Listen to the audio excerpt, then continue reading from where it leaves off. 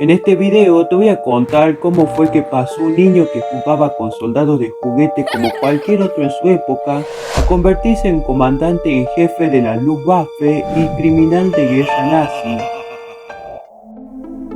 Hermann Göring nació el 12 de enero de 1893 en Rosenheim, Baviera. Interesado en una carrera como soldado desde muy temprana edad, le gustaba jugar con soldados de juguete y vestirse con un uniforme que su padre le había regalado.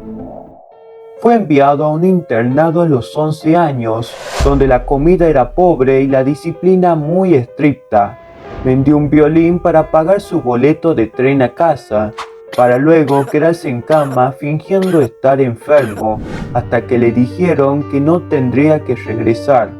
Continuó disfrutando de los juegos de guerra, simulando asediar castillos y estudiando leyendas y sagas teutónicas.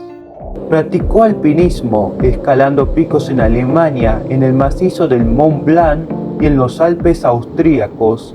A los 16 años fue enviado a una academia militar en Berlín, de donde se graduó con honores.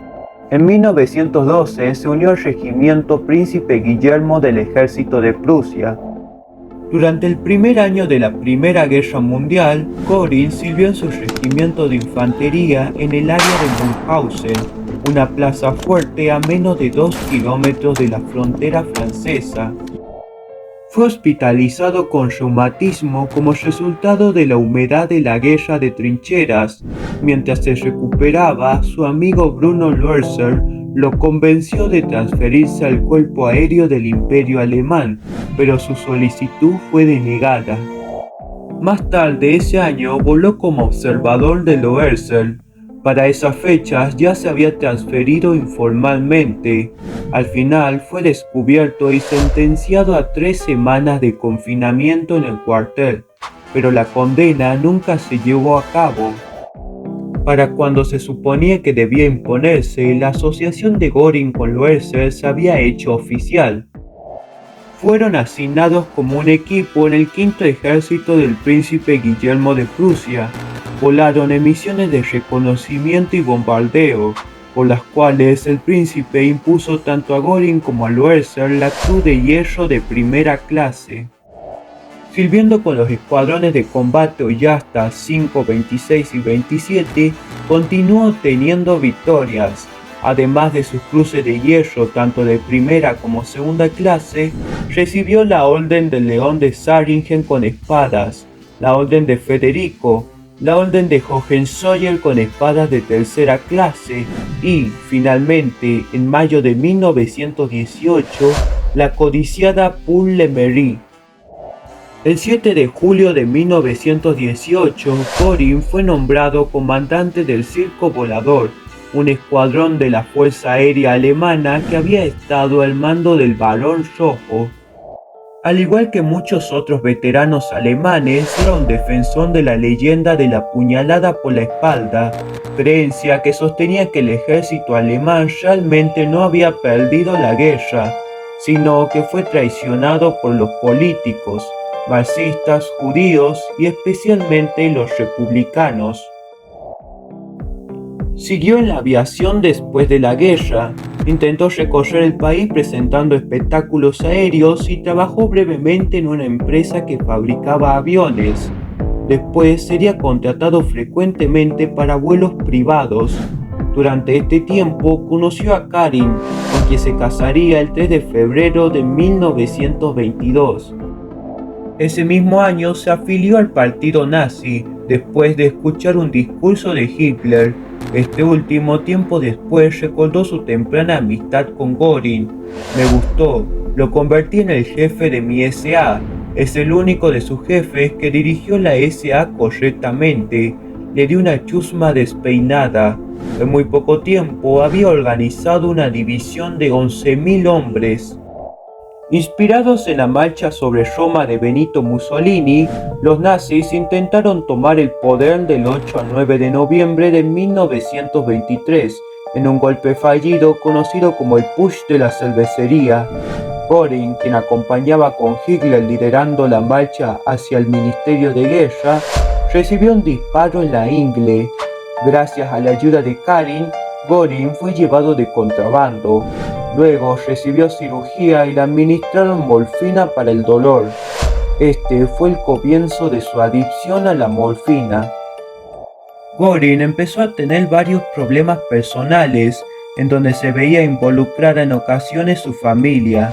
Se había convertido en un agresivo adicto a la morfina y la familia de su esposa se sorprendió por su deterioro. Karin, ya enferma de epilepsia y corazón débil, tuvo que permitir que los médicos se hicieran cargo de su esposo. Göring fue certificado como un drogadicto peligroso y enviado a un asilo el 1 de septiembre de 1925. Era violento hasta el punto de que tuvo que ser confinado en camisa de fuerza, pero su psiquiatra sintió que estaba cuerdo. La condición era causada únicamente por la morfina.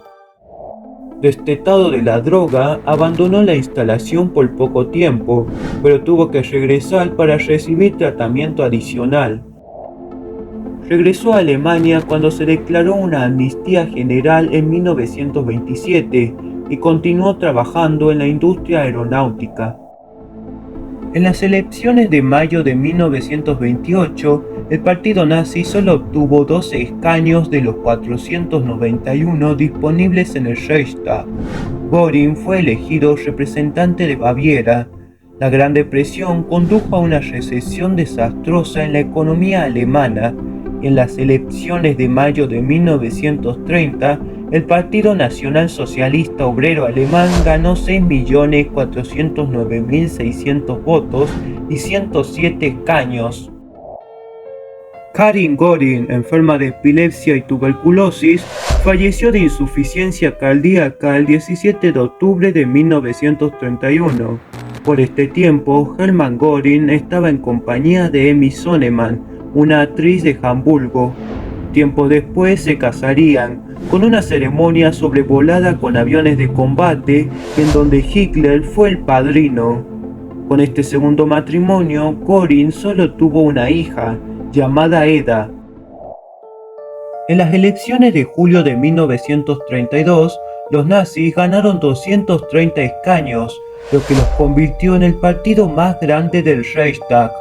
Por tradición, los nazis tenían derecho a seleccionar al presidente del Reichstag y eligieron a Göring para el puesto. Cuando Hitler se convirtió en canciller de Alemania en enero de 1933, Göring fue nombrado ministro sin cartera, ministro del Interior para Prusia y comisionado de aviación del Reich. La noche del 27 de febrero de ese mismo año ocurrió el incendio del Reichstag. Göring fue uno de los primeros en llegar a la escena. Los nazis aprovecharon el incendio para avanzar sus propios objetivos políticos. El decreto del incendio del Reichstag, aprobado al día siguiente por solicitud de Hitler, suspendió los derechos básicos y permitió la detención sin juicio. El 30 de noviembre de ese mismo año, Göring estableció una fuerza policial prusiana con Rudolf Diels a la cabeza, llamada Gestapo. ¿Y te acuerdas de Eda, la hija de Göring? Si quieres saber qué le pasó después de la Segunda Guerra Mundial, ve el video sobre el destino de los hijos de distintos altos mandos nazis. Y muchas gracias por llegar hasta esta parte.